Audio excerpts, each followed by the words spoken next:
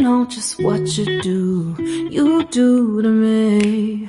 Play my emotions like a pair of puppet strings. Did it ever occur to you my heart's more than a toy?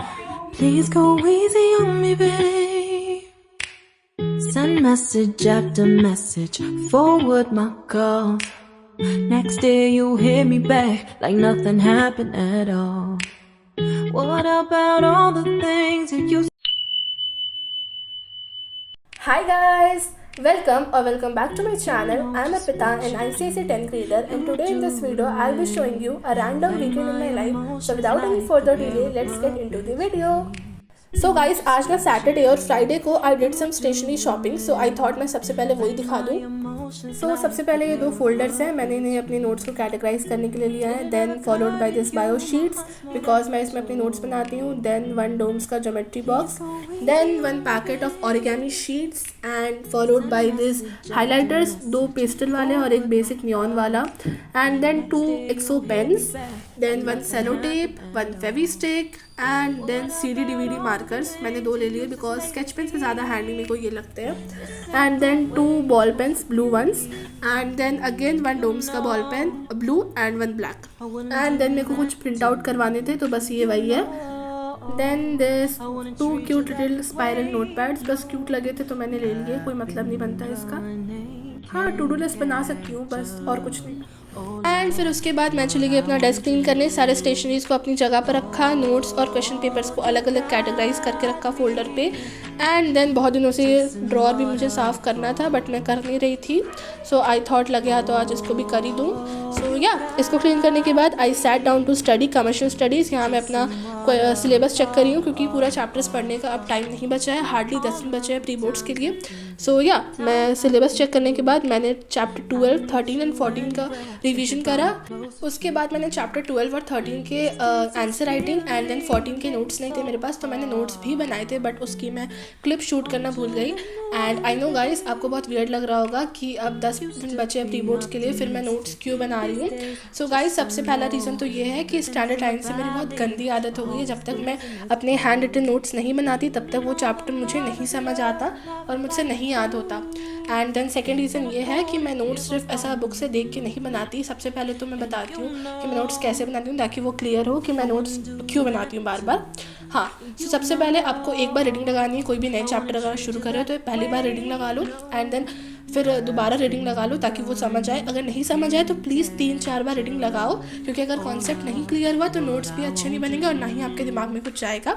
So yes, उसके बाद अपनी book बंद करो and then एक sheet लो और जितना भी आपको याद हो रीडिंग के टाइम कुछ भी सबसे पहले एक डिस्क्लेमर दे रही हूँ, कुछ भी याद नहीं करना है, बस नॉर्मल रीडिंग लगानी है चैप्टर की.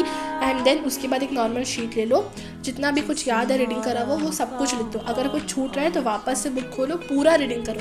ये नहीं कि जो छूट रहा है सिर्फ उसे रीडिंग करो, पूरा रीडिंग करो.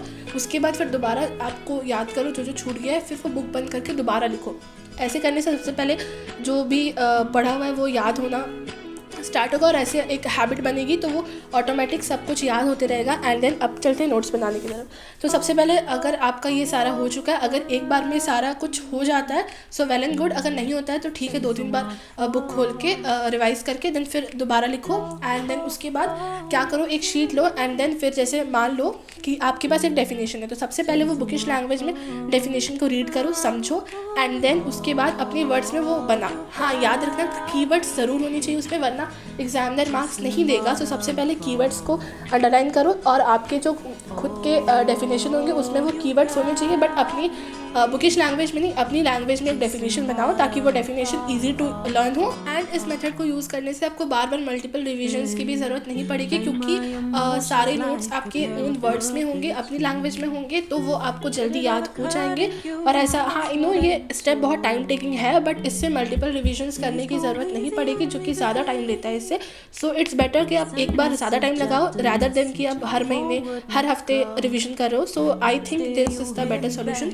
एंड हाँ, डिस्क्लेमर दे रही हूँ कि ये मेरा खुद का आइडिया नहीं है, ये भी मैंने कहीं से देखा था. सो आई थॉट अगर मुझे पता है तो मैं आप लोगों के साथ भी शेयर करूँ. या दैट्स इट. एंड देन उसके बाद कमर्शियल स्टडीज़ पढ़ने के बाद मैं बैठ गई थी इकोनॉमिक्स के नोट्स बनाने. जैसा कि आप देख रहे हो, सबसे पहले मैं वो डेफिनेशन रीड कर रही हूँ एंड देन उसके बाद मैं खुद को वो एक्सप्लेन कर रही हूँ एंड अपने वर्ड्स में बनाकर लिख रही हूँ। एंड इससे मुझे डेफिनेशन अलग से चैप्टर समझने के बाद अलग से नोट्स को रिवाइज नहीं करना होता या नोट्स को याद नहीं करना होता, ऐसे दिमाग में ऑटोमेटिक सब कुछ रहता है। सो या एंड हाँ गाइस, एक और चीज़, ऑल तो इकोनॉमिक्स मेरा फेवरेट सब्जेक्ट है बट स्टिल मेरे साथ पता नहीं क्यों ऐसा हो रहा है, जब एग्ज़ाम ऐसे नज़दीक आ रहा है ना, मैं सब कुछ पीछे का भूलते जा रही हूँ। आई डोंट नो व्हाई, जबकि मैं डेली रिविजन्स कर रही हूँ बट मैं पीछे का सब कुछ भूलते जा रही हूँ। एंड फिर ऐसा मैं क्वेश्चन जब सॉल्व करती हूँ PYQs वगैरह एंड देन फिर मैं आंसर खोलती हूँ, अगर मुझसे नहीं सॉल्व होता तो मैं आंसर खोलती हूँ एंड फिर मेरे को ऐसा लगता है शिट यार ये तो मेरे को आता था, बट उस वक्त ऐसा पर्टिकुलर टाइम पर वो मेरे दिमाग पर हिट ही नहीं करता। आई डोंट नो क्यों हो रहा है ऐसा, बट क्या कर सकते हैं अब। And then I receive my parcel. मैंने बिग बास्केट से टॉप रेमन और स्प्राइट ऑर्डर किया था, ऑल दो मुझे पता था इसमें क्या है बट फिर भी मेरे को ऐसे जल्दी से खोलने की ऐसे चुल मची थी, तो ठीक है मैं ऐसा पार्सल खोलने चली गई। एंड देन उसके बाद उस दिन मैंने कुछ भी शूट नहीं करा। एंड देन ये सारी क्लिप्स डे 2 की है। सुबह उठने के बाद मैं चली गई थी वॉक करने एंड देन आने के बाद मैंने फिर से अपने इकोनॉमिक्स शुरू करा। एंड देन आज इस दिन मेरी तबीयत बिल्कुल भी सही नहीं थी, तो आई थॉट मैं सिर्फ थोड़ा बहुत पढ़ूंगी एंड देन रेस्ट करूंगी।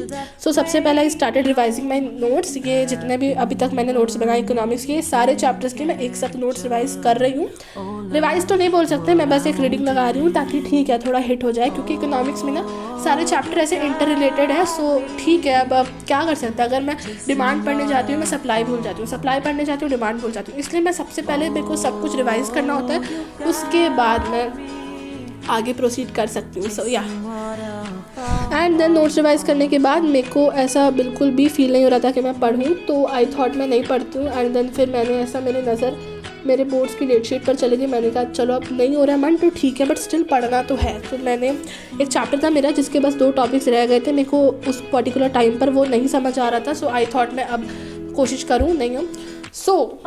मतलब मैं क्या ही बताऊँ, उस वक्त जब मैं पढ़ रही थी पूरा चैप्टर तब मेरे को बिल्कुल नहीं समझ आया। मैंने 10 बार 20 बार रीडिंग लगाई, मेरे को समझ ही नहीं आया। लेकिन अब मैंने ऐसा फ्रेश डे था, अब मैंने स्टार्ट करा, सो अब मेरे को ऐसा दूसरी बार मैंने रीडिंग लगाई एंड मेरे को समझ आ गया। एंड आई वाज लाइक कि मतलब इतनी डम हूँ मैं क्या कर सकती हूँ। सो या बस मैंने वो 2 टॉपिक्स रीडिंग लगाई, समझा, एक्सप्लेन करा खुद को एंड देन उसके नोट्स बनाए, डेफिनेशन बनाई उसकी एंड या वही करा मैंने सिर्फ आज। So guys as you know मेरे प्री बोर्ड्स को सिर्फ 10 दिन ही बचे हैं, सो मैं एक प्री बोर्ड का रूटीन भी शेयर करने वाली हूँ। सो प्लीज़ सब्सक्राइब के पास वाला बेल आइकन भी क्लिक कर देना ताकि अगर मैं कोई भी वीडियो पोस्ट करूँ तो सबसे पहले आपको नोटिफिकेशन आए। और अगर आपको नोट मेकिंग के लिए भी कोई वीडियो चाहिए तो please let me know in the comment section. And या that's it for today, hope you like this video.